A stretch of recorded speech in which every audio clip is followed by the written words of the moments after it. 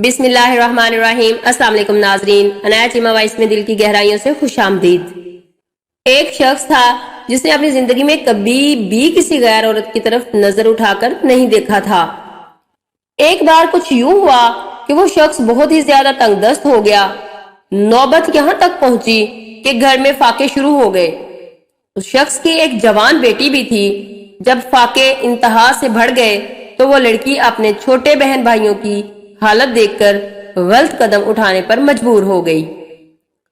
دل میں ارادہ کر کے گھر سے نکلی کہ اپنا جسم بیچ کر کچھ کھانے کا سامان کروں گی۔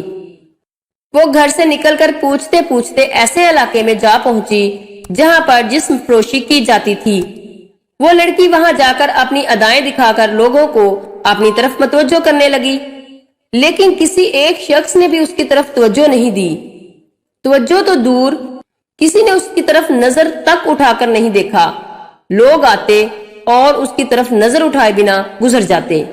خیر، اسی طرح کھڑے کھڑے لڑکی کو شام ہو گئی۔ جب گھر پہنچی تو اپنے باپ کو منتظر پایا۔ پریشانی میں مبتلا باپ نے پوچھا، بیٹی تو کہاں چلی گئی تھی؟ لڑکی نے باپ سے معافی مانگی اور رو رو کر سارا ماجرا بیان کیا کہ ابو، مجھ سے اپنے بھوک سے بلکتے ہوئے بہن بھائیوں کی حالت دیکھی نہیں گئی اور میں مجبور ہو کر گناہ کرنے نکل پڑی، لیکن کسی ایک بھی شخص نے میری طرف نظر تک اٹھا کر نہیں دیکھا۔ سارا ماجرا سننے کے بعد باپ نے اپنی بیٹی سے کہا کہ بیٹا، تیرے باپ نے آج تک کبھی کسی غیر عورت کی طرف آنکھ اٹھا کر نہیں دیکھا، تو پھر یہ کیسے ممکن تھا کہ کوئی تیری طرف نظر اٹھا کر دیکھے؟ میرے بہن بھائیوں، المختصر یہ کہ اپنی نظر کو عورت کی چادر پر بھی نہ ڈالیے، کیونکہ نظر شہوت کی بیج ہوتی ہے۔